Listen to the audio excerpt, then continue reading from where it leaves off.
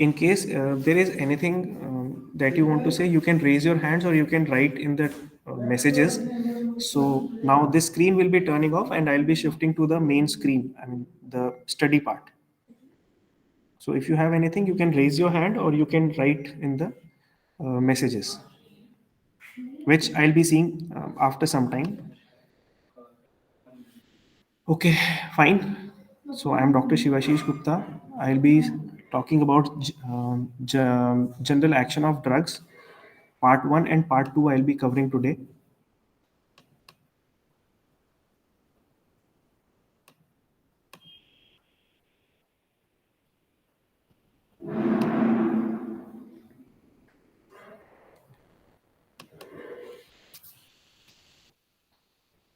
So in this class, there will be introduction about what is general action of drugs, what is some objectives, then some introduction to pharmacology, then what are the various sources of drugs, how are the drugs administered through various routes in our body, what are the and dosage forms and route of administration together. Then there will be summary and some terminal questions. So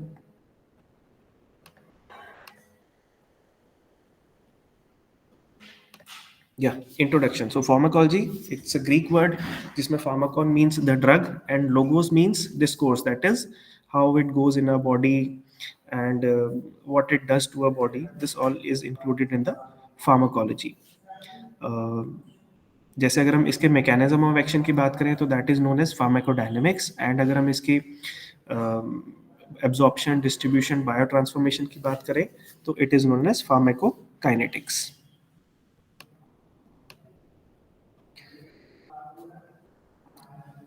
मैं एक बार बीच में आ गया हूँ just to ask, सब ठीक चल रहा है अभी क्लास में? आई मीन स्लाइड्स वगैरह सही चल रही हैं, दिख रही हैं आपको? सो दैट मैं एक बार फिर फ्लो में उसी को स्टार्ट कर दूंगा. Fine, thank you. Yes, sir.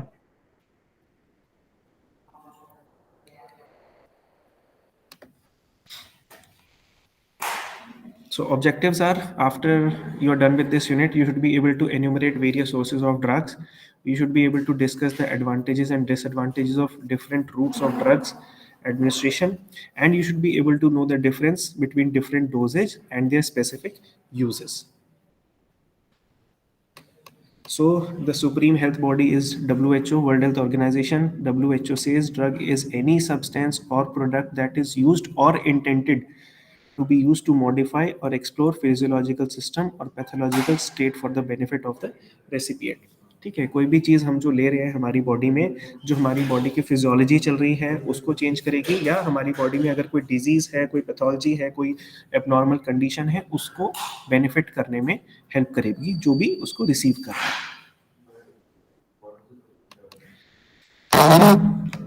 Pharmacology में जैसे हमने ऊपर देखा, दिया वेरियस डिविजन्स. फार्माकोडायनेमिक्स, इसमें स्टडी हम करते हैं biochemical and physiological effects of drug and their mechanism of action, कैसे वो बॉडी में क्या क्या इफेक्ट्स देते हैं and what is their way of giving those action, what is the mechanism. Pharmacotherapeutics, इसमें क्या होता है, it deals with the use of drugs in prevention and treatment of disease, कैसे हम कोई डिजीज को प्रिवेंट करते हैं या हम किसी डिजीज को ट्रीट करते हैं. Then there is pharmacokinetics, which deals with the alterations of the drug by the body, which includes body में कैसे वो absorb हो रही है, कैसे distribute हो रही है, binding, storage, biotransformation and excretion of drugs. Then there is another branch known as toxicology, which deals with the side and adverse effects and other poisonous effects of the drugs. Because कोई भी जो हम drug लेते हैं, with it can act as a poison depending upon the dose और when taken with something else which can be harmful in combination. Then there is chemotherapy, which deals with the effects of drugs upon microorganisms. जैसे हम antibiotics की बात करें या antiviral medicine हो गई, these are known as chemotherapeutic drugs. Then pharmacology also includes some allied fields known as pharmacy, जिसमें it is science of preparation, compounding and dispensing of drugs. Pharmaceutics, which means manufacture of drugs and pharmaceuticals. Then there is pharmacognosy, which deals with the study of source of drugs which are derived from plants and animal origin. Then is materia medica, that is an older term which the source and description and preparation of drugs, ये पहले term use होती थी. Then is pharmacopoeia which is official reference containing a selected drug and medicinal preparations with their description, test and identity and purity and potency along with their average doses.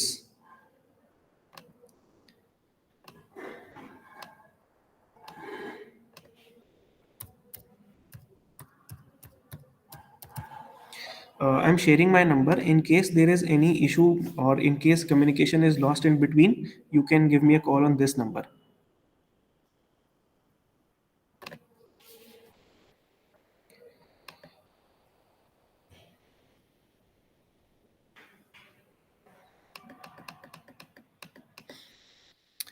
Then what are the various sources of drugs? Drugs is derived from a French word drogue, which means a dry herb. Coming to the origin, it can be either plant origin. Active compounds of plant origin are alkaloids, जिसमें आते हैं opium like morphine group drugs, which is given in as an analgesic. Then there is cinchona, से हम derive करते हैं quinine, which is given in malaria. Then there is belladonna given in atropine group, जो poisoning में use होती है. Then there are various such alkaloids. Then there are glycosides. They are either organic structures combined with sugars or non-sugar components, which is known as aglycone or genin. Then there can be oils, which is fixed oil glyceride of oleic acid, palmitic, and stearic acids, or there can be volatile oil or essential oil containing hydrocarbon like terpene. Then there are resins that are produced by oxidation and polymerization of volatile oils. Then there are gums, जो कि एक plants का secretory part होता है, that can be used in various forms for making drugs. Then there are tannins, which are non-nitrogenous constituents of plants. Then there is animal source. Animal source में जैसे हम देखते हैं इंसुलिन हो गया है animal derived, pancreas of beef और pig से यूज करते हैं diabetic patients. Then can be thyroid extract. Then there can be shark liver oil और cod liver oil. Anti snake venom, ठीक है, इसको हम यूज कर सकते हैं. hyaluronidases enzyme can be taken from the testis of a bull. Then pepsin, surgical लाइगेचर्स and sutures, जैसे कुछ एब्जॉर्बेबल जो सूचर्स होते हैं वो हमारे एनिमल्स की इंटेस्टाइन्स या उनके टेंडन से लिए हुए होते हैं. ह्यूमन बींग से हम कौन सी यूज कर सकते हैं? Immunoglobulin from the blood of human beings. Placental extract from the placenta can be use to treat various conditions. Then chorionic gonadotropin from the urine of pregnant women can be taken. Then growth hormone from the pituitary gland can also be derived as a from human beings. From micro organisms हम काफ़ी antibiotics बनाते हैं या और उनसे कुछ कुछ चीज़ें डिराइव करते हैं, जैसे पेनिसिलिन हो गई, streptomycin, erythromycin and various other. Vitamin B12 भी मिलता है उनसे. Coming to the routes of administration, n number of routes are there, you all are aware. जैसे हो गया पहले लोकल रूट, कहीं पे भी हमने उसको लगा दिया, कोई चोट लग गई या लोकली हमने किसी जगह पे दर्द है वहाँ पे लगा दिया, उस तरह से. The dosages forms applied locally to the skin are powder, paste, lotions, ointment, creams, paste, plasters and jellies. On the skin, the drug is applied in the form of either ointment or cream or lotion. The topical application is used on the mucous membrane, that is nose, throat, eye, ear, bronchi, rectum, urethra, vagina and so in case of mouth and pharynx, the drug is used in the form of throat paints. जैसे कई बार Betadine paints आते हैं वो हमने लगा दिया, या मुंह में छाले हो जाते हैं उसके लिए जो जेल्स होते हैं, या लॉजेंजेस हो गए, गार्गल्स हो गए, माउथ वॉशेस हो गए. कॉर्निया में लगाने के लिए जैसे ड्रॉप्स आती हैं, आई ड्रॉप्स हो गई हमारी, या ईयर में भी हम ईयर ड्रॉप्स डालते हैं.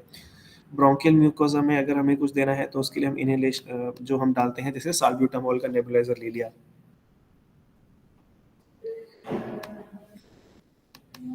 Then there is systemic route. The drugs administered through this route are given either orally or parenterally. They are absorbed in the blood and वो ब्लड में सर्कुलेशन के थ्रू जो है अपनी साइट ऑफ एक्शन पे जाके काम करती है. Then oral route, most common route. सबसे पहले आपको कुछ होगा, जहां तक अगर आप ले सकते हो तो ओरल मेडिसिन ही लोगे. So there are enteric coated tablets. इनका क्या होता है, these substance are not dissolve by the acid of the stomach but are dissolve in the intestine by alkaline juices. जैसे हम कोई ड्रग लेते हैं, पेट में पहुंची, वो तुरंत एसिड उसकी जो है ऊपर की सरफेस को इरोड करके काम करना शुरू कर देता है. बट अगर कोई कोटेड टैबलेट्स हैं तो उस केसेस में वो एब्जॉर्प्शन जो कि इंटेस्टाइन में जाके शुरू होगी. उसकी वजह से क्या हो गया, टाइम रिलीज जो है वो बढ़ जाएगा, सस्टेन्ड और ज़्यादा टाइम तक हमें एक्शन मिलेगा. सबलिंगुअल एडमिनिस्ट्रेशन जो है, जो हाईली लिपिड सॉल्युबल और नॉन इरिटेटेड ड्रग्स होते हैं, जैसे कि नाइट्रोग्लिसरीन जो एमआई के टाइम पे देते हैं, वो जो है हम टंग के नीचे रखेंगे और वहीं से उनका एब्जॉर्प्शन स्टार्ट हो सकता है. Then there is parenteral routes, that is parenteral means beyond intestinal. These drugs are administered by injections directly into the tissue fluid or blood without having to cross the intestinal mucosa. Advantages क्या होती हैं, जैसे हमने इसको orally नहीं खाया, सीधा हमारी ब्लड में पहुंच जाती हैं या बहुत जल्दी पहुंच जाती हैं. तो रैपिड एक्शन ऑफ ड्रग्स. कोई अनकॉन्शियस पेशेंट है जो दवाई नहीं खा सकता है, उसको हम ये देंगे. जो दवाइयों का इफेक्ट जो है एलिमेंट्री जूसेस से चेंज हो सकता है, वो इसको बाईपास कर देगा. And drugs which are not absorb in small intestine या stomach, they can be administered by this route. So what are the disadvantages of this. इनमें रिस्क थोड़ा ज़्यादा होता है, एक्सपेंसिव ज़्यादा होती हैं, ठीक है. इनकन्वीनियंट या पेनफुल हो सकती हैं for the patient. Self medication can be difficult. And also injection लगाते हुए लोकल इंजरी या वहाँ पे इन्फ्लेमेशन या इन्फेक्शन होने का रिस्क ज़्यादा होता है. So normal common parenteral routes कौन से हो गए हमारे, subcutaneous route. The non-irritant substances can be injected by this. The site of injection is usually the outer surface of the arm or front of the thigh.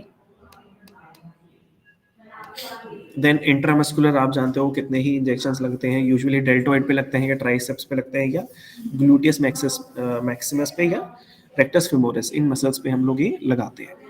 Then there can be intravenous IV injections जो हम बोलते हैं, the drugs injected on as a bolus और infused slowly directly into a vein to produce the rapid action.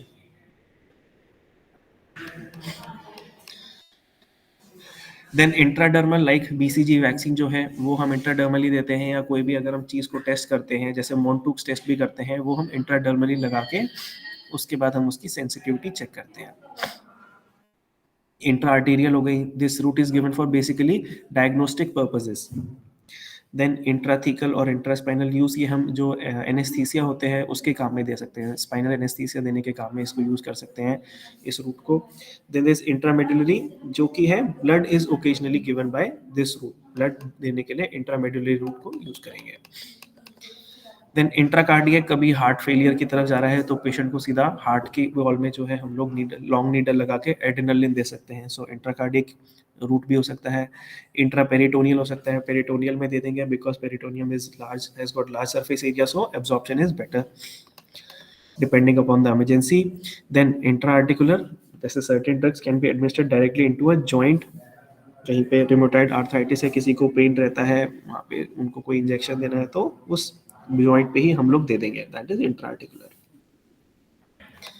Then there is inhalational route. The volatile liquids are and gases are given by inhalational routes. जैसे हम nebulization करते हैं कई बार, that is inhalational route. एस्थलिन या sodium cromoglycate, fentanyl inhaler जिसे कहते हैं, ये हम लोग इस रूट के थ्रू देते हैं. Then comes the dosage forms. The dosage form is broadly divided into solid dosage form, liquid dosage form, and inhalational, which are both internally as well as externally. Solid dosage form क्या हो गया, capsules हो गए, granules हो गए, effervescent granules हो गए, powders हो गए, टैबलेट्स, ये सारी चीज़ें हो गई, या पेसरीज हो गई. सेमी सॉलिड या लिक्विड डोजेज में कैसे हो गया, जैसे कोई emulsion, gel, linctus, syrups, solutions, कुछ भी बोल दो, हम इनको सॉल्यूशन या सिरप के नाम से सबसे अच्छे से समझ सकते हैं. देन इनहेलेशनल फॉर्म्स जैसे एरोसोल्स हो गए या कोई स्प्रेज हो गए.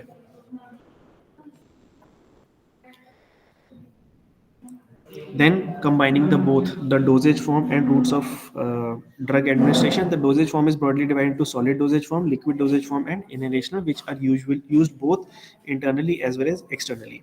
Solid dosage form for internal use में क्या आ गए, कैप्सूल्स हो गए, आप सबने कैप्सूल्स देखे हैं जिसके ऊपर जेलेटिन का शेल होता है, ठीक है, ये हार्ड एंड सॉफ्ट तरह के हो सकते हैं। हार्ड कैप्सूल क्या होते हैं, जिसमें पाउडर ड्रग होता है। In hard capsule certain substances read substance gradually during the drug in the respiratory tract. Soft कौन से हो जाते हैं, जैसे हमें कोई विटामिन ए या विटामिन ई इस तरह की फॉर्म में आता है, इसको या तो कट करके या फिर इसको खा के भी जो है हम लोग सॉफ्ट फॉर्म में जो होते हैं इनको कंज्यूम कर सकते हैं।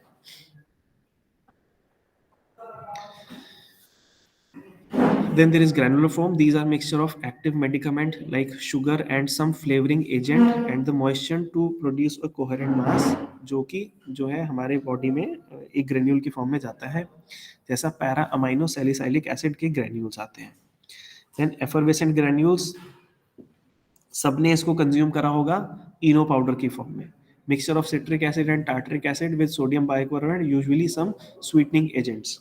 Everyone should have must have at some point or the other used these effervescent granules as eno.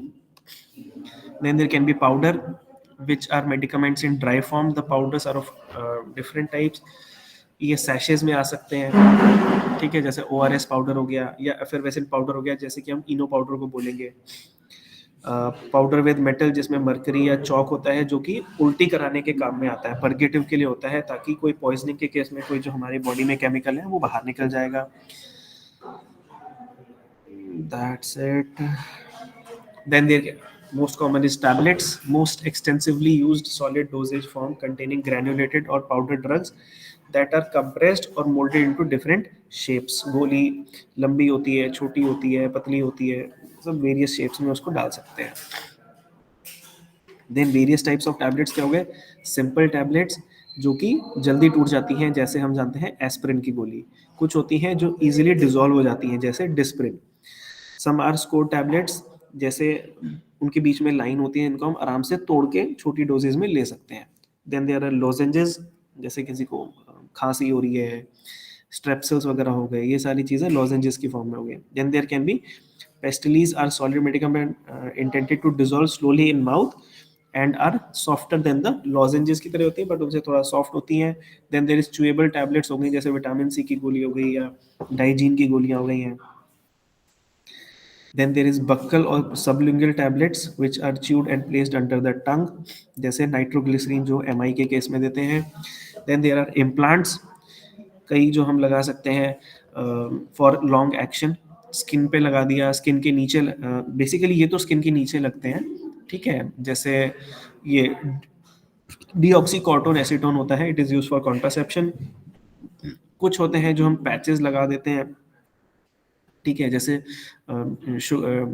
Tobacco control के लिए, स्मोकिंग को कंट्रोल करने के लिए लोग लगा देते हैं, या एस्मा पैक्स डिपोज जो होते हैं वो एस्थमेटिक पेशेंट्स के लिए पैचेस लगा देते हैं उसके। Then there are enteric coated tablets, जो हमने पीछे बात करी थी, जिनका हम चाहते हैं एक्शन स्टमक के जूसेस से हैम्पर ना हो और इंटेस्टाइन में उसका एक्शन आए, तो वो कोटेड टैबलेट्स होती है।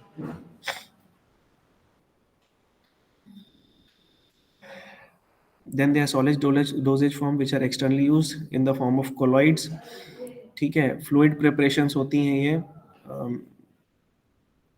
जो कि हम कट्स पे या एब्रेजन्स पे लगाते हैं।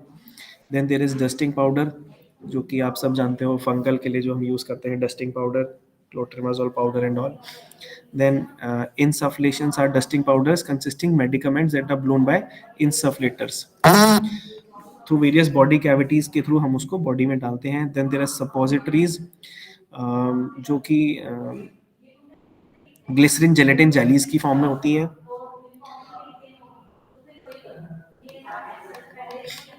Then there are pessaries which are same as suppositories but for the introduction in vagina. Vaginal pessaries जैसे आती हैं, क्लोजोल B6 के नाम से आती हैं to treat PID. Then there are something known as bogies for nasal and urethral administration of drugs.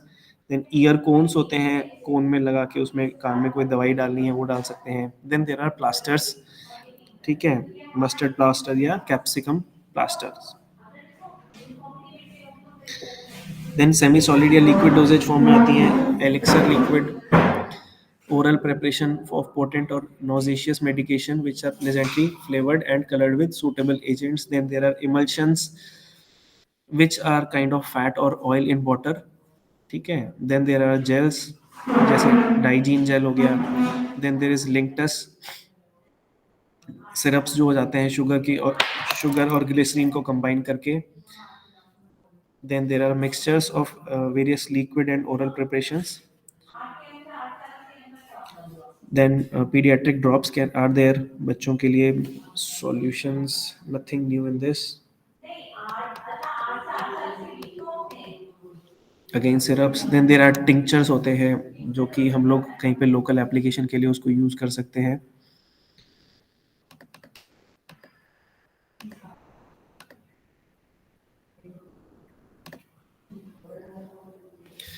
Semi-solid or liquid dosage form for external use applications are liquid or semi-solid preparation applied to the skin and is usually emulsion or suspension in nature.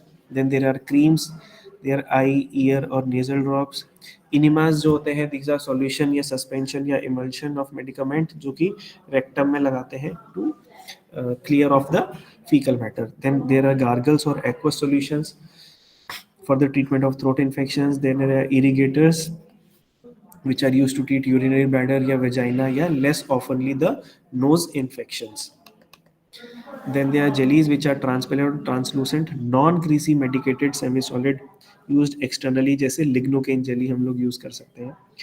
Then there is liniments, liquid, semi-solid and sometimes semi-liquid or semi-solid preparations used for application on the skin externally. Then there are lotions, which are liquid preparations applied to skin without any friction. Lotions are used for soothing and astringent and antipruritic effects. जैसे कि हम commonly use करते हैं calamine lotion. Then there are mouthwashes, which are liquid preparation used to gargle, but are for oral hygiene purpose. कोई उसका वैसे treatment नहीं है, but oral hygiene जैसे कोलगेट प्लाक्स करके आता है, ये सारी चीजें जो होंगी these are mouthwashes.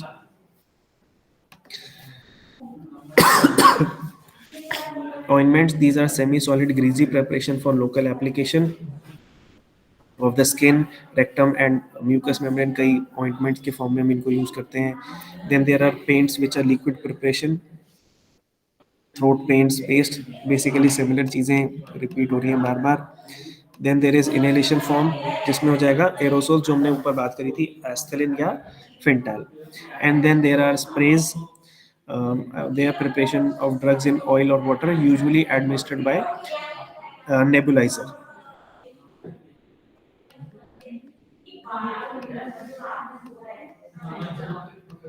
So that's it.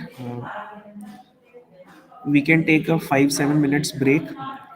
आप लोग जो है इन द मीन टाइम ये टर्मिनल क्वेश्चंस देख लो. आपके पास है ही document. Do you have this document?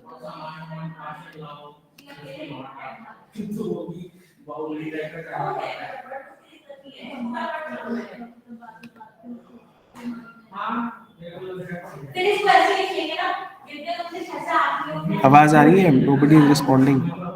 Do you have this document that I? Yes sir. ये यस सर इज आवाज के लिए है या डॉक्यूमेंट है इस चीज के लिए? डॉक्यूमेंट के लिए है सर, डॉक्यूमेंट के लिए. We have this document, sir. Okay, so you have the documents. Go through these terminal questions. I'll take a 5 minutes break. मैं थोड़ा पानी पी के आता हूँ. Then we'll start with the next unit.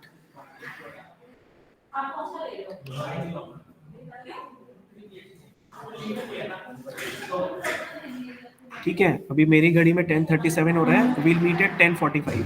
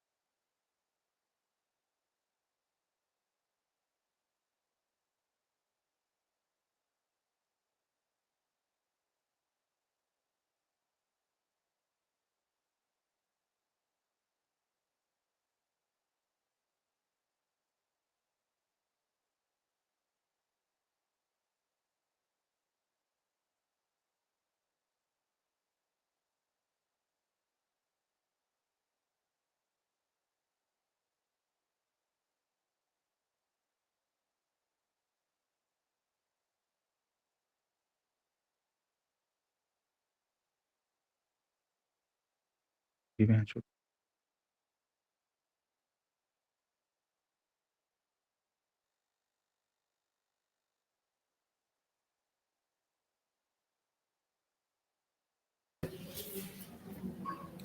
I made the certain change in the settings. Am I audible? Yes, sir. No. Yes, do sir. you अभी भी आपको मेरी आवाज आ रही है but I am not able to hear you. Alright, I'll do Hello? one thing. I'll just log out and log in again. Give me a minute.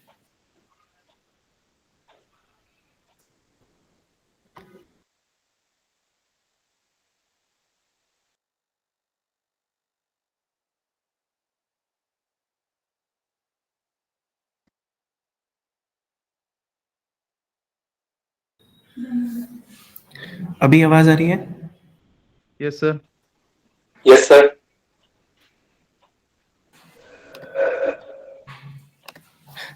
मेरे को अभी भी नहीं आ रही है. Please drop me a message.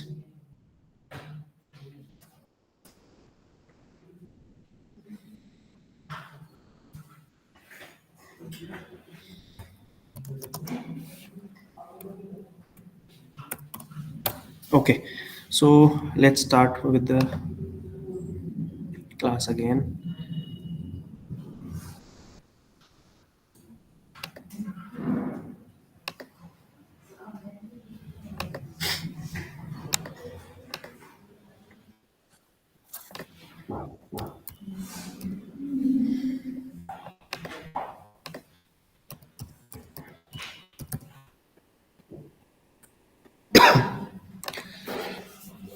Again, I have shared my number in case there is any issue and I'm reading out the document, so you can give me a call.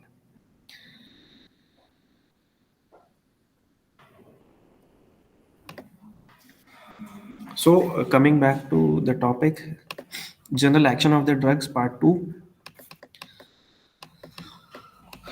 So, in this unit, you will be you will study about various processes involved in the interaction between externally administered drugs and the human body. कोई भी जो हमने body drug लिया है, हमारी body के अंदर गया है, ठीक है, उसके बॉडी में क्या क्या प्रोसेसेस होते हैं, उनको हम लोग स्टडी करेंगे.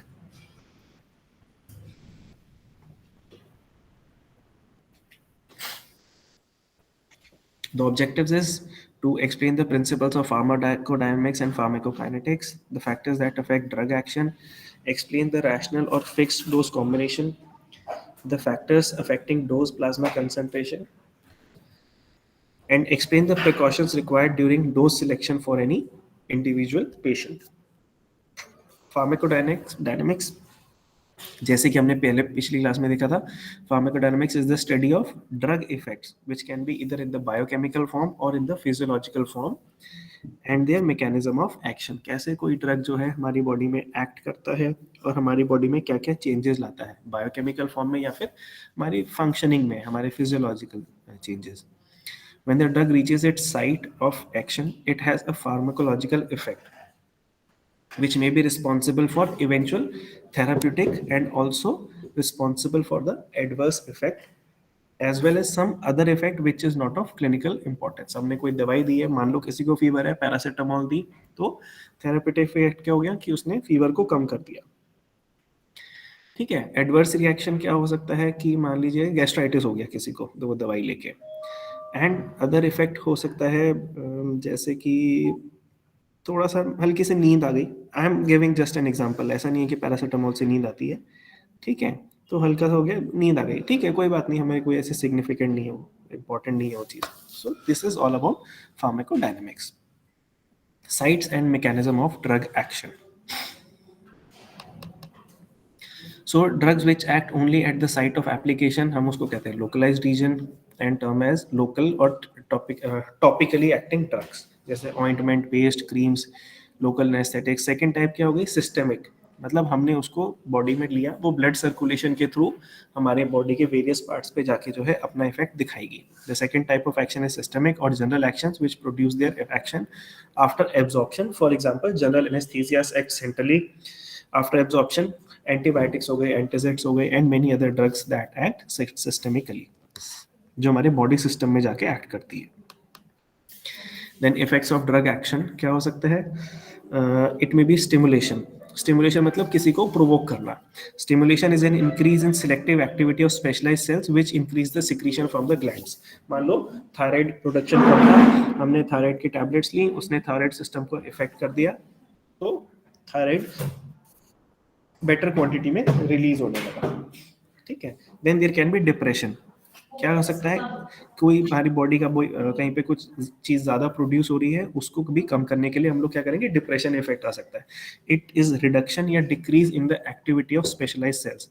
जैसे कोई बहुत ज्यादा मेनियाक हो गया है, ठीक है, उसको हमने बार्बिचुरेट्स दे दिए ताकि उसका सेंट्रल नर्वस सिस्टम थोड़ा सा डिप्रेस हो जाए और बॉडी उसकी थोड़ी सी काम डाउन हो जाए। किसी को बहुत ज्यादा एंग्जाइटी हो रही है, वो वियर्ड बिहेव कर रहा है ना, उसको एंटी एंग्जाइटी मेडिसिन देंगे तो बॉडी थोड़ा सा रिलैक्स हो जाएगी, डिप्रेस, वो सिस्टम थोड़ा सा डिप्रेस हो जाएगा, पेशेंट थोड़ा सा शांत हो जाएगा। Then it can act as an irritant. It is the effect of drug on growth, nutrition, and morphology of the living tissues, which induce a gross change in cellular function. हम एक irritant की तरह काम करेगा तो वहाँ पे sales की मल्टीप्लिकेशन बढ़ेगी, बॉडी की ग्रोथ बढ़ेगी, इसलिए हम उसको इरिटेंट फॉर्म में यूज कर सकते हैं। Then there can be replacement action. जैसे कोई ड्रग्स हैं which are use to replace some missing endogenous component of the body और when production of endogenous component is reduced. For example, मान लो आप इंसुलिन की बात कर लो, ठीक है, इंसुलिन आपकी बॉडी में प्रोड्यूस नहीं हो रहा है या प्रोड्यूस हो रहा है तो इफेक्टिव नहीं है, तो उसके लिए आप इंसुलिन के इंजेक्शंस ले रहे हो। So those injections they have replaced the insulin produced in the body. Then there can be bactericidal and cytotoxic effect. मतलब बैक्टीरियोस्टैटिक होता है, मतलब बैक्टीरिया की ग्रोथ को कम करने वाला, और बैक्टीरियासिडल हो गया मतलब उसको मारने वाला। तो ये सारा इफेक्ट किसका आ गया? एंटीबायोटिक्स का। So, what are the factors that modify the drug action? This can be age. ठीक है. In newborn infants, the renal filtration rate is immature, which takes 5 to 7 months to mature. हमारी body में कोई भी जो हम drug लेते हैं, ब्लड सर्कुलेशन के थ्रू जाता है, हमारे वेरियस बॉडी पार्ट्स के थ्रू जाता है, कोई लिवर से एक्सक्रीट होता है, कोई किडनी से एक्सक्रीट होता है, कोई स्किन से एक्सक्रीट होता है। तो बच्चों के केस में क्या है, रीनल सिस्टम अभी ज़्यादा डेवलप नहीं हुआ होता है, इसलिए उनको जो हम मेडिसिन देंगे वो ऐसी देंगे जो रीनल सिस्टम पे काम कम करे, इफेक्ट कम करे, ठीक है। और या फिर उसके लिए हम लोग डोज को थोड़ा सा रेगुलेट कर लेंगे। तो एक जनरल फॉर्मूला क्या हो गया? Child dose is equal to बच्चे की जो एज है उसमें divided by age plus 12 into adult dose.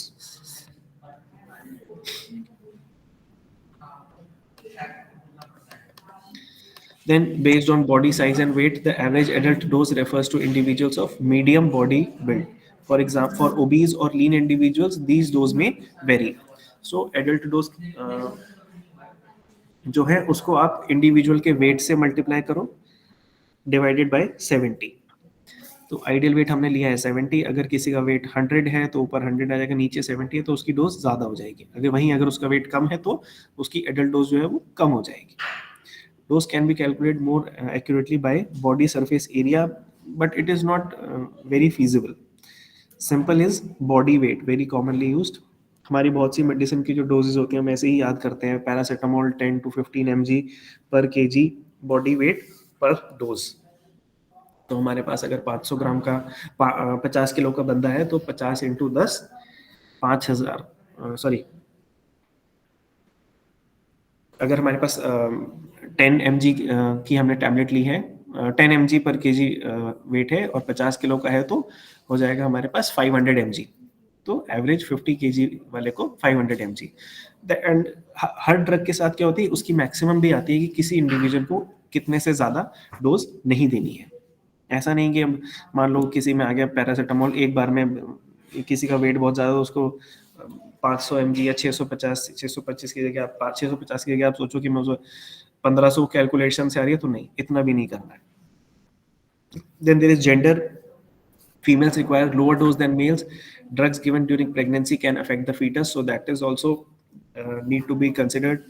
Then there is species and racial difference in animals, like rabbits are resistant to atropine and rats and mites are resistant to digitalis. So ये भी effect आ सकता है to select a drug. Then there is genetics. In certain individuals, some doses may produce their effect 5 to 6 times more than among other individuals. ठीक है, which is due to their different rate of drug metabolism. Genetically जो है drug का metabolism अलग हो सकता है body में, तो इफेक्ट ज्यादा या कम हो सकता है। देन किस रूट से दिया है एंड किस टाइम पे दिया है, that can also determine the different routes of administration में भी may affect the intensity of drug effect. Example magnesium sulphate, अगर हम उसको ओरली देंगे तो वो उल्टी कराएगा, लोकली कहीं किसी चोट के या इन्फ्लेमेशन के आसपास लगाएंगे तो वो इन्फ्लेमेशन को ठीक कर देगा, और अगर उसको इंट्रावीनसली दे देंगे तो वो सेंट्रल नर्वस सिस्टम में एक्ट करके सीजर्स को कम कर देगा। Then depends upon pathological conditions. Several drug disease conditions are also influence the drug disposal and action of drugs. For example, bioavailability of drug having first pass metabolism is increased due to diminished liver function. Liver जो है वो थोड़ी सी drugs को metabolise कर देता है, उसके बाद बॉडी में उसकी अवेलेबिलिटी कम हो जाती है। नहीं, अगर हमारा लिवर थोड़ा सा डैमेज्ड है तो बॉडी में वो ज्यादा अवेलेबल रहेगी मेडिसिन, सो उसके एडवर्स इफेक्ट आ सकते हैं। Then there is tolerance. Tolerance क्या है?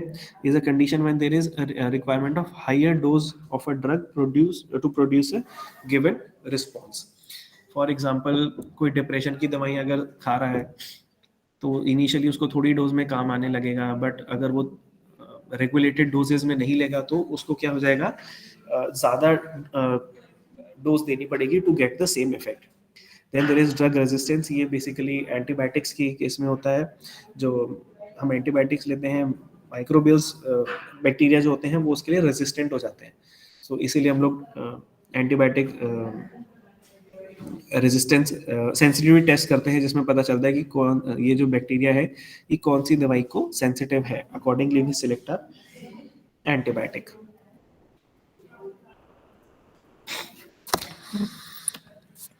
Then there is drug receptor interaction. ये एक लॉक एंड की मॉडल की तरह होता है। एगोनिस्ट आपका मान लो हो गया ड्रग, ये हो गया आपका रिसेप्टर जिसके साथ आपका एगोनिस्ट कंबाइन करेगा, एंड तब वो बॉडी में जाके जो है उसका इंटरेक्शन होगा और कोई रिस्पॉन्स आएगा।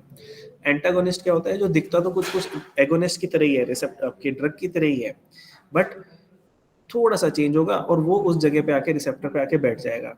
अब आपकी दवाई तो इस पे नहीं चिपकी, वो एंटागोनिस्ट आके बैठ गया, ठीक है, तो अब यहाँ पे रिस्पॉन्स नहीं आएगा। So this is known as drug receptor interaction. Let's just read the drug receptors are macromolecular sites which are situated on the surface or inside of the effector cells which specific agonist, ठीक है, यानी कि drug combines to produce its response. Antagonist क्या होते हैं? They prevent the action of agonist on the receptor but does not have any effect on its own. अपना कुछ effect नहीं है, बस agonist का काम वो कम कर देते हैं। The agonist completely fits या interacts with the receptor site to produce pharmacological response, and antagonist वो partially fit होते हैं with the receptor site, and they are unable to produce any pharmacological response. The ability of a drug to get bound to a receptor is known as affinity. वो जो एक agonist है वो कितना ज़्यादा या कितना जल्दी किसी receptor से combine कर सकता है, that is known as the affinity of the drug. The ability of the drug to produce pharmacological response after its interaction with the receptor is known as the intrinsic activity. Affinity हो गया कितनी जल्दी वो receptor से मिलेगा, intrinsic activity कितने time में या कितना ज्यादा वो रिस्पॉन्स प्रोड्यूस करेगा फार्माकोलॉजिकल, जो भी हमें डिजायर्ड इफेक्ट है। Now there is something known as combined effect of drug. Synergism ये क्या होता है? जब हमने दो ड्रग्स ली एक साथ and action of one drug is increased by the other, then it is known as synergistic. कोई एक ड्रग ली उसके साथ में हमने दूसरी ड्रग ली तो जो हमारी मेन ड्रग है उसका इफेक्ट ज्यादा आने लगेगा, that is synergism. Then there is additive, when the effect of two drugs in the same direction. For example, when aspirin is combined with paracetamol, the combined effect is analgesic या antipyretic. बच्चों में जैसे आप देखते हैं तो paracetamol के साथ में उनके सिरप में आता है मेफेनेमिक एसिड भी आता है, तो paracetamol helps in decreasing fever, but अगर आप उसको मेफेनेमिक एसिड के साथ में दे दो तो जो है उसका इफेक्ट ज्यादा आ जाता है। नेक्स्ट इज फीवर उतारने का इफेक्ट ज्यादा आ जाता है। Then there is super additive, in this the effect of combined therapy is greater than the individual effect of one drug. For example sulphonamide and trimethoprim, इनको जब कंबाइन करते हैं तो इंडिविजुअल सल्फोनामाइड या इंडिविजुअल ट्राइमेथोप्रिन कि antibacterial action से ज्यादा effect आता है दोनों का, यानी से आप बोल सकते हैं कि 1 + 1 = 3। Then there is drug antagonism. Antagonism is when one drug decreases or inhibits the action of another. The antagonism may be physical, in which the physical property of the drug can affect the absorption of the other drug, or it can be chemical, in which two drugs react chemically and form a biologically inactive compound. जैसे मान लीजिए कोई एक drug दी, उसके हाथ में दूसरी drug दी, तो जो वो उसके रिसेप्टर पे जाके अटैच हो जाएगी और जो हमारे रिक्वायर्ड इफेक्ट है वो नहीं आएगा. एंड ऐसे ही हो गया केमिकल में, क्या हो जाएगा, दो ड्रग दी, वो दोनों आपस में कंबाइन कर दी और एक ऐसी चीज बना दी जो रिसेप्टर पे जाके लग ही नहीं सकती है. दैट की does not fit into that lock, है ना. तो फिर से अगेन हमें कोई इफेक्ट नहीं आएगा. Next is pharmacokinetics. फार्माकोकाइनेटिक्स क्या है? It is the studies which determine the rapidity and concentration of the drug in the body and it's duration of appearance at the target organ. That is कितने time पे वो अपना जो है peak action दिखाएगा, कितनी देर तक दिखाएगा वो action, duration of action. And by these also determine the routes and frequency of administration of drugs. Simple सी बात करें, कोई एंटीबायोटिक आप ले लो. कोई होती है एंटीबायोटिक हमें दिन में 3 बार लेनी पड़ती है, कोई एंटीबायोटिक 2 बार लेनी पड़ती है, कोई एंटीबायोटिक हमें 1 बार लेनी पड़ती है. सो that is determined by pharmacokinetics. कोई भी हमने दवाई ली है, कितने टाइम में उसका एक्शन आ रहा है, कितनी देर तक वो एक्शन करेगी, ठीक है, और कब उसका सबसे ज्यादा एक्शन होगा, ये सारा डिटरमाइन करेगा कि हमें कितनी फ्रीक्वेंटली वो डोज लेनी है, वो मेडिसिन लेनी है.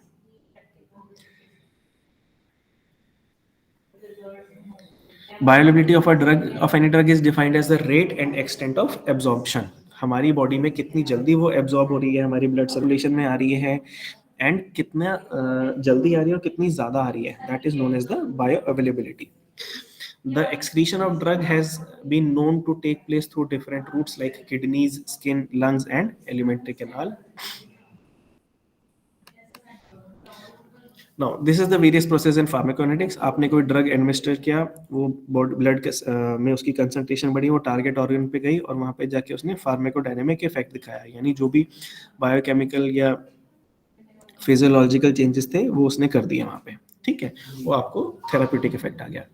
साइमल्टेनियसली वो आपकी बॉडी में कैसे होती है, एब्जॉर्ब होती है, फिर ब्लड के थ्रू डिस्ट्रीब्यूट होती है, फिर वो रिसेप्टर से मिलती है, मेटाबॉलिज्म होता है, उसका इफेक्ट आता है, ठीक है, या वो उसके इफेक्ट के बाद जो है डिमोलिश होती है, और डिमोलिश होने के बाद जो है वो बॉडी से एक्सक्रीट होती है. This part is known as pharmacokinetics.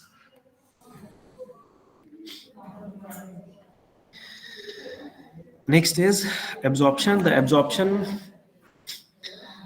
is the entry of drug into blood via biological membrane from the site या route of administration. जब बॉडी ब्लड में हमारी मेडिसिन आ जाती है, then it is known as absorption. Factors affecting drug absorption. It is the study of factors influencing the extent and rate of absorption and release of drug from its various physiochemical properties and dosage and therapeutic response obtained from it after its administration. The rate and total amount of drug absorbed is dependent upon many factors. What are these factors? These can be biological factors. Biological factors कैसे हो गए? जैसे various body membranes के through जा रही है मेडिसिन. After drug is administered in any form route, it may reach the site of action and remain there for a particular period so as to yield the desired effect. किसी भी root से दी आपकी body में, आपके blood circulation में है, जहाँ पे टारगेट, जहाँ पे आपको दर्द है या जहाँ पे इन्फेक्शन है, वहाँ पे जाके वो अपना एक्शन दिखा रही है for a particular period of time. During their way to site of action, the drug molecules have to cross one or more membranous barrier. कई तरह के barriers होते हैं which are lipoidal in nature and have different size of pores. उन membranes के वो basically lipid in nature होते हैं and उनके different sizes होते हैं. The substances with higher water partition coefficient values can penetrate through natural membrane easily. जो पानी से जल्दी से अलग हो जाती हैं वो इजीली मेम्ब्रेन से पास हो सकती हैं एज कम्पेयर टू दो जो पानी से जल्दी से अलग नहीं होती हैं. The natural substances like amino acid, bile salts, glucose readily pass through body membranes even if the molecules are quite large. Then it also depends on the site of absorption. The site of absorption is mainly localized in mouth. For example, buccal administration stomach में होती है, intestines में होती है, certain जो vasodilators होते हैं like nitroglycerin and hormones which can penetrate the buccal mucosa wall will only be kept in buccal cavity. जो हम बात कर रहे थे कि मुंह में डिसॉल्व हो जाती है नाइट्रोग्लिसरीन एमआई के केस में देते हैं. It provides rapid onset of action and prevents gastrointestinal interactions. अगर वो ओरली एब्जॉर्ब ज्यादा हो रही है तो हम उसको जो है पेट के थ्रू मतलब खाएंगे नहीं, ताकि पेट में जाके जूसेस के साथ मिलेगी, उसका इफेक्ट कम हो सकता है. So site of absorption matters. Then presence of food and other salts. कुछ ड्रग्स होते हैं जो खाने की प्रेजेंस में जो है उसकी बायो अवेलेबिलिटी कम हो जाती है, उसकी एब्जॉर्प्शन कम हो जाती है, उसका एब्जॉर्प्शन का रेट कम हो जाता है. हाउएवर कुछ ड्रग्स ऐसे हैं जिनको हम बोलते हैं खाने के साथ में लो, खाने के साथ में लेने से जो है उनका जो एब्जॉर्प्शन रेट है, बायोअवेलेबिलिटी है, वो बढ़ जाती है. Then the route of administration, the drugs are mostly given by oral route which is considered पीछे हम बात कर चुके हैं उसके बारे में. Then parental administration.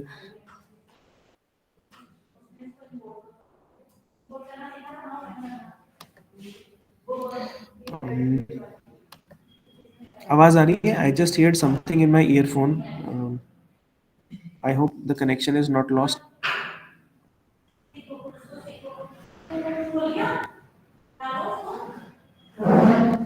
Drop me a message in case I'm audible.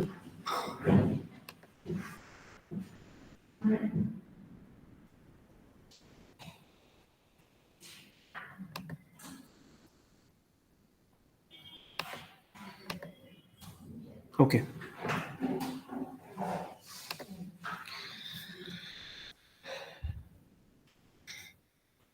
So we have talked about route of administration. Parental administration, yeah. The route is applicable for drugs which are inactivated by gastrointestinal tract. कोई drug medicine है जो हम orally लेंगे, हमारे GI system में जाएगी तो उसकी वजह से एब्जॉर्प्शन नहीं होगा, तो उसको हम पेरेंटली दे देंगे, लाइक इंटरडर्मली, सबक्यूटेनियस, आईवी, इंट्रामस्कुलर, इस तरह से हम दे देंगे. एंड ऑल्सो हमें कितना इफेक्ट चाहिए वो भी डिटरमाइन कर सकता है कि हम किस रूट से दें. अगर मेरे को पता है कि पेशेंट को बहुत ज़्यादा पेन है तो मैं उसको वोवेरॉन की टैबलेट देने के बजाय उसको मैं वोवेरॉन का इंजेक्शन लगा दूंगा ताकि उसको जल्दी इफेक्ट आ जाए.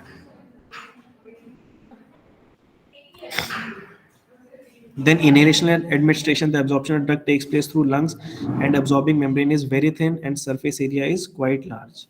तो लिपिड soluble drugs जो है वो readily absorb हो जाती हैं. Like we said, all the membranes these are lipoidal in nature. तो जो भी लिपिड soluble होगी वो जल्दी absorb हो जाएगी.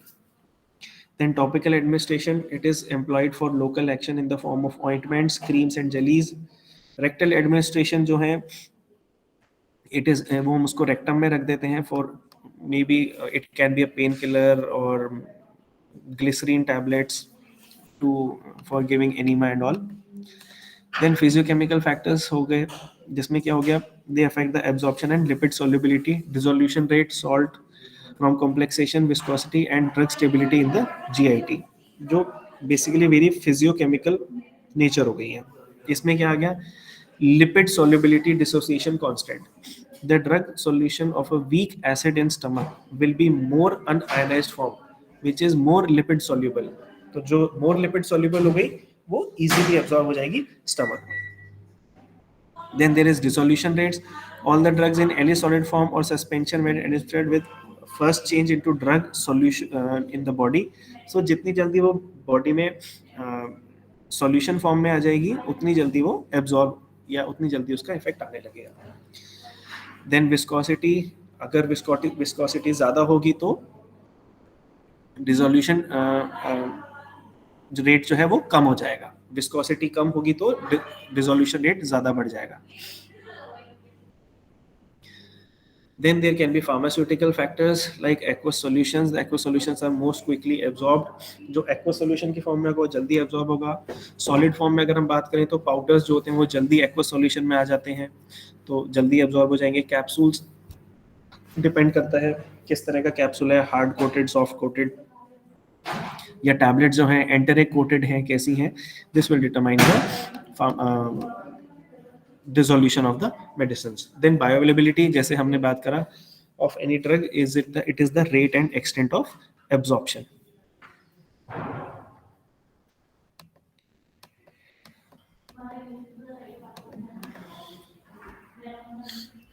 Then distribution of the drugs after absorption from the body. In the body, the drug may be distributed into various body fluids like intestinal fluids, transcellular fluids, etc. Plasma drug distribution depends upon various factors. पहले हम dissolution की बात कर रही थी, अब हम distribution की बात करेंगे. Plasma protein binding. Most of the drugs are transported bound to non-specific sites on plasma proteins, mostly to albumin. The binding is usually reversible and depends on the individual component. The binding of drugs to plasma protein limits its concentration in the tissues and glomerular filtration of the drug. अगर plasma protein से वो combine हो जाती है तो body में उसकी concentration कम हो जाती है. The free drugs is cleared from the plasma by liver and kidneys. जैसे हमने बात करी थी, कुछ liver के through clear होती हैं, कुछ kidneys के through clear होती हैं. Redistribution in general, the termination of drug effect is usually by metabolism and excretion, but it can also be due to redistribution of the drugs. जो highly lipid soluble drugs होते हैं, ठीक है, which are given intravenously or given by inhalation route, the fat, the muscles and tissue take up that drug. वो हमारे fats, tissues, muscles में जाके deposit हो जाती है.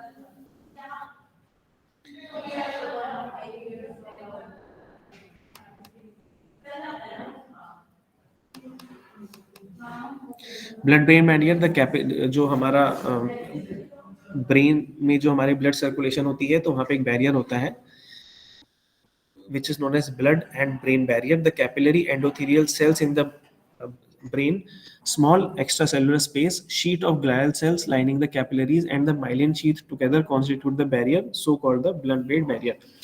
The penetration of any drug through these barriers is depend on the lipid solubility and ionization. जिसकी ionization ज़्यादा होगी and lipoidal in nature होगा, लिपिड सॉल्युबल ज्यादा होगा, वो इजीली जो है ब्लड ब्रेन बैरियर को क्रॉस कर जाएगा. Only lipid soluble drugs are able to penetrate and produce their effect on central nervous systems. Then pregnant ladies के केस में there is placental barrier. The placental membranes are also lipoidal in nature and lipophilic drugs can easily cross the placental barrier. जो भी lipoidal होंगे they can easily lipid की बनी हुई है, सो इसलिए जो भी लिपिड सॉल्युबल होंगे that can easily cross the placental barrier.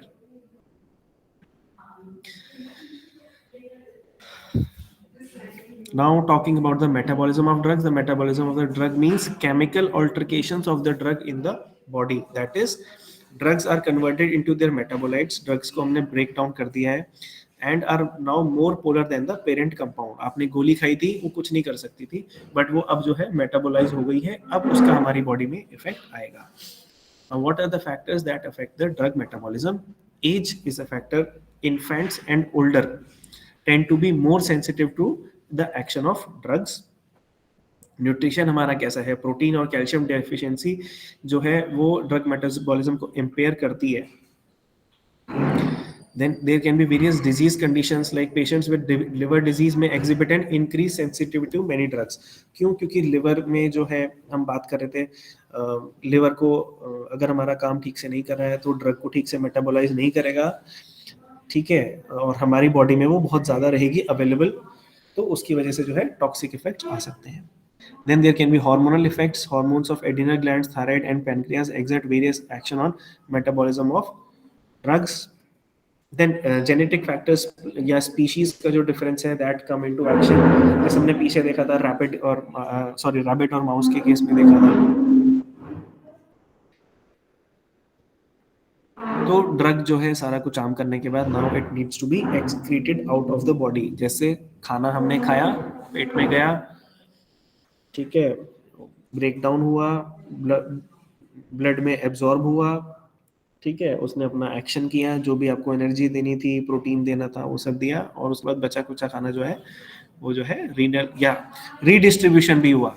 अगर खाना ज्यादा था तो आपकी बॉडी में फैट की तरह आके जम गया, और जो बचा कुचा था वो जो है वेरियस रूट से बाहर आ गया. पानी जो पिया था वो किडनीज के थ्रू बाहर आ जाएगा यूरिन की फॉर्म में, जो एक्स्ट्रा था वो आपके स्टूल के फॉर्म में जो है मॉर्निंग रूटीन में बाहर आ जाएगा।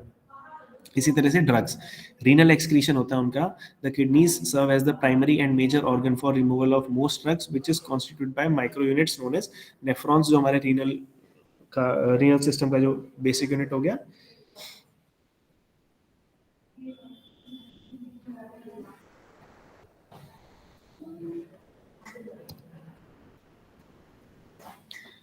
बेसिक यूनिट जो हो गया है that is the nephron. Then there is pulmonary excretion, the volatile lipophilic substances like volatile general anesthetics, ethyl alcohol, ये सारे जो हैं they are excreted by the lungs. Then there is biliary action, certain drugs are excreted in the urine only in the small amounts but appear in high concentration in the bile, जो हमारे bile fluids हैं उसके through जो है वो ज्यादा निकलते हैं। Example erythromycin, novobiocin, tetracycline and all. या क्या होता है excretion in other body fluids like sweat and saliva, या जो होता है ये मिल्क में भी इसका एक्सक्रीशन होता है।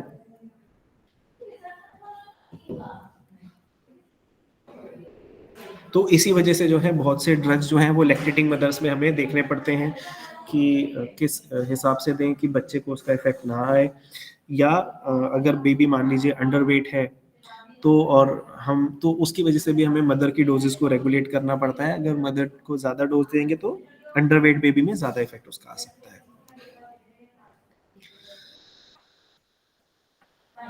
देन एडवर्स ड्रग रिएक्शंस या drug टॉक्सिसिटीज,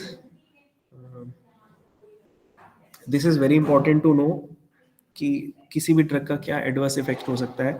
the adverse drug reaction may be defined as any response of to a drug which is noxious or injurious or it is unintended. Adverse effect can be based on pharmacodynamics of the drug, that is the side effects, or its toxic effects जैसे कि overdose की वजह से हो सकता है, या drug withdrawal symptom, या कोई drug हमने छोड़ दिया है तो उसकी वजह से हो सकता है। और एक टर्म होती है idiosyncrasy. Idiosyncrasy is kind of idio मतलब idiot, syncrasy मतलब उसका जो भी सारा प्रोसेस है, when किसी में किस वजह से हो गया है, it acts like an idiot, nobody knows why this effect is there, so that is idiosyncrasy. Then there can be teratogenicity, जैसे कि बच्चों में fetus में जो है abnormality आ सकती है, और there can be carcinogenicity, that is they can cause cancers like oral contraceptive pills.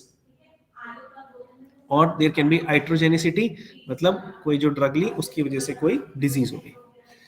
So side effects, these are undesirable and unavoidable pharmacological effects of the drug which occur at the therapeutic doses. Therapeutic doses मतलब जितनी dose required है उतने पे ही जो उसके effects आ रहे हैं unwanted, that is side effects. For example, आपने कोई पेन किलर ली, उसकी वजह से आपको गैस्ट्राइटिस हो गया, आपको नॉजिया हो गया, आपको वोमिटिंग हो गई, so that is side effect. Toxic effect, it is due to excessive pharmacological action of drug. जब बहुत ज्यादा डोज में ले लिए उसकी वजह से जो इफेक्ट आता है, that is toxic effect. Then there is hypersensitivity, this is usually the allergy related, drug allergy, किसी चीज के लिए कोई एलर्जी थी उसकी वजह से हाइपर सेंसिटिविटी रिएक्शन हो गया। Then there is teratogenicity, it is derived from the word teratos which means monster. इसका मतलब जो फीटस है, फीटस के अंदर उस दवाई से जो है कोई डिजीज कंडीशन बन सकती है। Then there is carcinogenicity. Certain drugs affects genes and structural changes in the chromosomes. These drugs can cause cancer and are known as carcinogenic drugs. Like oral contraceptives, they increase the incidence of benign liver tumors. Idiosyncrasy, it is generally determined abnormal reactivity to a drug. Like I told, idiosyncrasy ऊपर मैंने आपको explain किया. Then there is poisoning. Is substance which endangers life due to its toxic reaction, then it is known as poisoning, जिसमें जो होते हैं antidotes दिए जाते हैं, सिलेक्ट हर ड्रग से रिलेटेड एंटीडोट होता है जो उसके इफेक्ट को एंटागोनाइज कर देता है। जब हमने ऊपर पढ़ा था agonist and antagonist, so if your drug is in such a dose that it can harm your body, so antagonists are given ताकि उसका absorption कम हो जाए। Then management of poisoning, some general guidelines have been given for management of poisoning. ठीक है, guidelines can be summarized as follow: maintain a clear airway breathing ventilation, circulation, जो patient को जो है ब्रीदिंग में कोई दिक्कत नहीं आनी चाहिए. Washing of eyes and other body surfaces, ठीक है, for local poison entering from the surface. कोई अगर सरफेस से एंटर कर सकता है तो उसको हम लोग रिमूव करेंगे. फॉर एग्जांपल एक मेरे टाइम पे केस हुआ था, बैटरी बर्स्ट का केस आया था. तो उसकी कपड़ों पे पूरा जो था बैटरी के एसिड वगैरह गिरा हुआ था, तो उसके फ्यूम्स आ रहे थे उसमें. तो वो एब्जॉर्ब करते तो that would have been more harmful. तो सबसे पहले we removed his clothes and उसको हमने अच्छे से नहला दिया था, ताकि उसकी बॉडी के सरफेस के थ्रू कोई और जो एक्स्ट्रा केमिकल है वो बॉडी में एब्जॉर्ब ना हो. Then there is gastric lavage. बहुत ही हाइपरटोनिक सलाइन सॉल्यूशन हम लोग जो है दे देते हैं, ताकि पेशेंट का जो स्टमक जो है साफ हो जाए, वो उल्टी कर दे और बॉडी में एब्जॉर्प्शन कम हो जाए. एक्टिवेटेड चारकोल दे देते हैं. कोई जो ड्रग एब्जॉर्ब नहीं हुई है वो उसको अपने ऊपर अटैच कर लेता है एंड वो फर्दर बॉडी में एब्जॉर्ब नहीं होता है. Then identify the poison and specific antidotes that should be given. क्या ड्रग है, पॉइजन है, उससे related specific antidotes that can be given. बाकी हमें वाइटल्स देखने हैं, पेशेंट का ब्लड प्रेशर ठीक होना चाहिए, फ्लूइड इन्फ्यूजन रहना चाहिए, एजेंट्स जो भी इफेक्ट को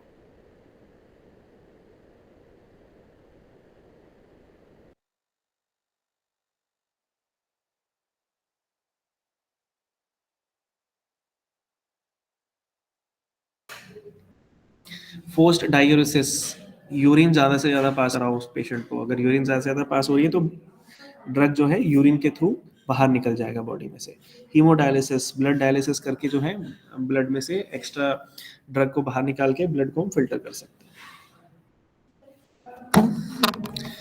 next is rational use of drugs. जो भी ड्रग्स हैं इसको हमें सही तरह से यूज करना आना चाहिए. Rational use of drug means using drugs which are safe and effective. The drug should be available at reasonable prices and could be stored conveniently. Following factors lead to irrational prescribing. Why is there irrational prescribing? Due to following reason. A large number of commercial preparations. अलग अलग company जो है अलग अलग नाम से दवाई बेच रही है. जैसे डॉक्सीसाइक्लिन एंटीबायोटिक जो है आती थी, 18 रुपए की 10 गोलियां आती थी कोविड के टाइम पे, या पता नहीं शायद उससे पहले ही जो है उसके साथ में उन्होंने जो है उसको आपका लैक्टोबैसिलस उसमें ऐड करने लग गए. एंड नाउ वो 18 रुपए की 10 गोलियां 80 रुपए की 10 गोलियां हुई हैं. ठीक है, तो अब उस मेडिसिन को प्रेस्क्राइब करते हैं तो अलग इफेक्ट आता है. मतलब कमर्शियली अलग प्रिपरेशन अवेलेबल है तो कई बार जो है कंफ्यूजन हो जाता है. Physician's decision making process, the knowledge about the pharmacological properties of the drug and inability to deal with demanding patient and aggressive drug promotion by pharmacological companies all influence the prescriber. मान लो as a doctor मुझे नहीं पता कि insulin पे act करने के लिए कितना रिक्वायर्ड है. ठीक है, किसी ने मुझे ये बाकी फार्मास्यूटिकल एमआरए या कोई भी जो है, किसी ने आके मेरे को मॉडी की जी नया प्रोडक्ट आया है, ऐसा है ये करके आप दीजिए. ठीक है, अच्छा उधर पेशेंट जो है, पेशेंट भी जो मान लीजिए बहुत अच्छी फैमिली का है, नहीं जी डॉक्टर साहब मेरे को तो बेस्ट मेडिसिन दो और ऐसा दो वैसा दो. बेस्ड ऑन दैट आपकी जो आपका जो प्रेस्क्रिप्शन है वो चेंज हो जाएगा, आपका डिसीजन जो है वो थोड़ा सा चेंज हो जाएगा. The rational use of drugs can be accomplished by applying the following approach. सबसे पहले पेशेंट की प्रॉब्लम क्या है, trying to find an explanation for the patient's problem. Take a detailed history of illness and drug history of the patients. एक बार एक मेरे साथ हुआ था, मैं किसी के साथ में बैठा हुआ था और वहाँ पे एक बच्चा आया, 8-9 साल का था. तो उसको जो है थ्रोट में पेन था, ऑल्दो इन्फेक्टिव नहीं लग रहा था, बट वो एक सीनियर ऑफिसर का बेटा था. तो जो डॉक्टर देख रहे थे उन्होंने उसको एंटी एलर्जिक भी दे दी और पेन किलर भी दे दी, एंटीबायोटिक भी दे दी, और उसको ठीक करने के लिए एंटीबायोटिक के इफेक्ट के लिए उसको जो है they gave him also some bacillus also, lactobacillus and all. तो 4-5 दवाइयां देख के वो 8-9 साल का बच्चा भी कहता है कि कैसे डॉक्टर हो, आपने इतनी सारी दवाइयां दे दी, आपको पता नहीं मेरी बीमारी क्या है. तो I mean, I was shocked to hear that, but yes, sometimes if the diagnosis is not clear and we get influenced by कि भाई कोई VIP patient है, तो उस वजह से भी जो है हम लोग काफ़ी सारी medicines prescribe कर देते हैं. So we should take a detailed history and look for the specific problem. Diagnosis, accurate diagnosis जो है वो किसी भी treatment का जो है prerequisite है. Correct diagnosis हो जाएगा तो correct treatment. अगर हाँ it is infective तो मैं antibiotic ही दूंगा, अगर इट इज एलर्जिक तो मैं एंटी एलर्जिक ही दूंगा, मैं दोनों नहीं दूंगा. कि यार कुछ क्लियर नहीं हो रहा है, कोई करेक्ट डायग्नोसिस नहीं मिला, चलो दोनों दे देते हैं, that is again irrational. Then therapeutic objective, this should be arrived from the prognosis of the disease or relieving symptoms or preventing a disease or a combination of disease. मान लो कोई cancer का पेशेंट है, you know he is going to die, ठीक है, अब उसमें आप उसको क्यों महंगी महंगी पेन किलर्स दोगे, राइट है, 50 पैसे की पैरासीटामोल. सो ऑब्जेक्टिव हमारा क्या है, वो ऑल्सो डिटरमाइन करता है कि हम क्या मेडिसिन देंगे. Selection of drug treatment, the approach towards drug selection of a drug treatment is divided into two phases. Determine the options available to treat the health problem. क्या क्या options हमारे पास available हैं, या फिर evaluate the drug on the basis of following criteria. उसकी efficacy कितनी ज़्यादा है, कितना ज़्यादा वो effect देगी, वो कितना ज़्यादा safe है. मान लीजिए effect ज़्यादा दे रही है but उसके side effects भी बहुत हैं, तो वो चीज़ हम नहीं देंगे, वो भी हमें balance करना है. Patient को कितना suitable है, ठीक है, वो दवाई लेना. उसकी कॉस्ट कितनी है, कोई गरीब पेशेंट है, आप उसको 20-50 रुपए की गोली लिख दो, डजेंट मैटर, आप उसको 1 रुपए की गोली दो तो उसके लिए वो दवाई लेना भी ईजी रहेगा. Ease of administration and storage requirement, आप उसको इंजेक्शन दे दो जिसके घर में फ्रिज नहीं है, ठीक है, इंसुलिन के इंजेक्शन दे दो, उसके घर में फ्रिज नहीं है, तो इंजेक्शन खराब अगर हो गया उसका फिर कोई फायदा नहीं है, तो उसको आप सोचो कि मैं चलो इसको ओरल मेडिकेशन दे दूं. So this way you decide the drug that should be given. Then the start of the treatment, describe the drug and the start drug treatment. Patient को अगर पता होगा कि इस दवाई का कितना असर आएगा, कितनी जल्दी असर आएगा, किस एक्सटेंट तक असर आएगा, क्या साइड इफेक्ट्स हो सकते हैं, तो वो उस ट्रीटमेंट के लिए पहले से प्रिपेयर्ड है. वरना आपने दवाई दी, वो अगले दिन आएगा, अरे डॉक्टर साहब आपने दवाई दी थी ऐसा हो गया. पहले दिन आपने दी है दवाई तो ही नोज कि अच्छा इस दवाई से मेरे को ये हो सकता है, अगले दिन वो आपके पास नहीं आएगा, and he will be prepared कि हाँ मेरे को दवाई खानी ही है चाहे मेरे को ये इफेक्ट आए, ये साइड इफेक्ट आ रहा है, instead of that, in spite of that मेरे को वो दवाई लेनी है. Then result of the treatment, the result of the drug therapy should be assessed periodically, time to time आप रिजल्ट चेक भी करो कि ठीक हुआ है या नहीं, तभी आपका ट्रीटमेंट जो है रैशनल होगा. Now rational prescribing, selection of a drug, if a drug is really needed to treat a health problem, then its selection involves following steps. पीछे हमने बात करी है accurate diagnosis, group of effective drugs to treat the particular ailment, compare the effective group of drugs and then select a drug on the basis of the following criteria. मान लो diagnosis था, किसी को infection हुआ है, select a group of drugs, ठीक है, मेरे को antibiotics injections, antibiotics जो है देनी पड़ेगी. अब जो उसमें ड्रग्स मेरे पास अवेलेबल हैं उनको मुझे सिलेक्ट करना है, कौन सी, मान लो स्पेसिफिक कोई नहीं आ रहा है कि कौन सा एजेंट है, या जो एजेंट है वो बहुत सीवियर विरुलेंट है जो बैक्टीरिया है, ठीक है, तो मुझे हाई एफिकेसी वाली ड्रग देनी पड़ेगी. बट मुझे सेफ्टी भी देखनी है, drug with fewer serious side effects जो है वो देनी पड़ेंगे. मान लो कोई रीनल किडनी प्रॉब्लम्स का कोई पेशेंट है, उसको इन्फेक्शन हो गया, अब मैं उसे कोई हाई एफिकेसी की मेडिसिन दूं जो कि उसकी किडनी को अफेक्ट कर सकती है, तो वहाँ सेफ्टी कॉम्प्रोमाइज हो जाएगी. So I should not give that. Then suitable dosage form should be in such that not only guarantee the desired effect but also handle by the patient. Patient को suitable भी होनी चाहिए. Azithromycin 500 mg देते हैं हम एक दिन में, एक बार किसी ने किसी को लिख दिया 500 mg दिन में 2 बार ले लो क्योंकि आपकी तबीयत ज्यादा खराब है, ठीक है. अब ज्यादा खराब है की बात नहीं है, जैसे हमने पीछे बात करी थी कि बॉडी में कितने टाइम तक कोई मेडिसिन रहेगी, तो एजिथ्रोमाइसिन 500 mg 24 घंटे हमारी बॉडी में रहेगी, तो इसलिए once in a day is required. वो उस बच्ची ने दिन में 2 बार ले ली एंड शाम को वो मेरे पास आ गई, सर ये ऐसे दवाई दी थी और मेरे को तो भी बहुत ज्यादा नौजिया हो रहा है, तबीयत मेरी ठीक नहीं लग रही है. So it should be suitable to the patient. Then comes the cost. More expensive drug forms may be important factor for non compliance. कभी कभी क्या है, पेशेंट को देख रहा है जी भाई 20-25 रुपए की गोली है, मैं तो रोज नहीं खा सकता, चलो नहीं खाता. अरे उसको सस्ती दवाई लिखोगे, सस्ती दवाई उसे पता होगी ताकि वो आउट ऑफ पॉकेट एक्सपेंडिचर नहीं हो उसका, and he is motivated to take that medicine. Then storage conditions, like हमने बात करी, घर पे फ्रिज नहीं है और हम उसको कोई ऐसा दवाई दे दें भाई जिसको फ्रिज में रखनी है, तो वो उसको नहीं लेगा. Monitoring of treatment, there can be passive monitoring, that information is given to the patient कि भाई अगर ऐसा ऐसा ऐसा होता है तो कोई बात नहीं, ऐसी ऐसी कंडीशंस होती हैं तो वापस आना. एक्टिव मॉनिटरिंग, आप पेशेंट को बोलो कि भाई 5 दिन बाद आपको मुझे आके दिखाना ही है, ठीक है, कि दवाई का आपका क्या असर आया है क्या नहीं है, accordingly we'll plan further. So that is active monitoring. So that's it for today. Anything you want to know or ask me?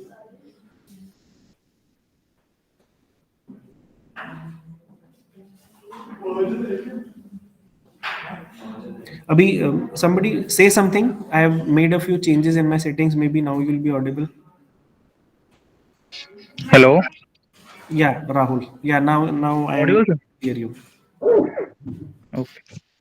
Okay. There was some settings problem in my system.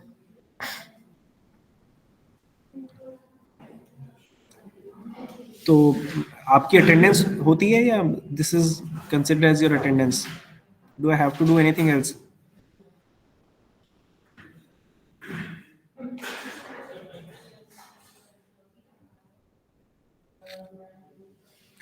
Chalo, in that case, I am done. That's all from my side for today. Let's meet tomorrow again at 10. Okay, sir. Sure. Okay, thank you. Thank you, sir. Thank you, sir. Okay.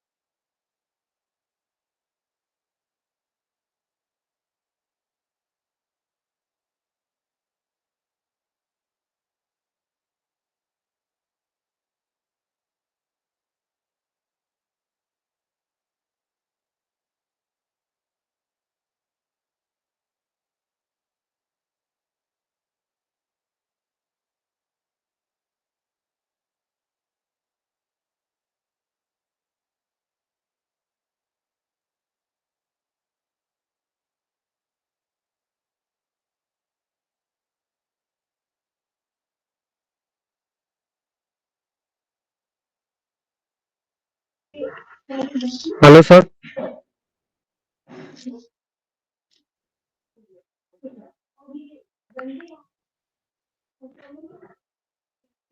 Hello, sir.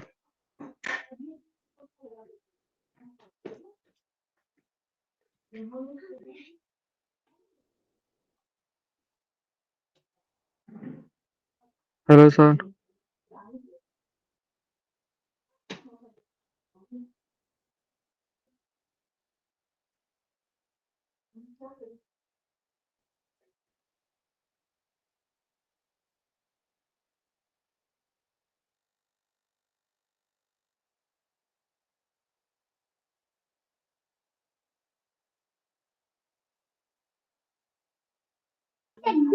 Sir.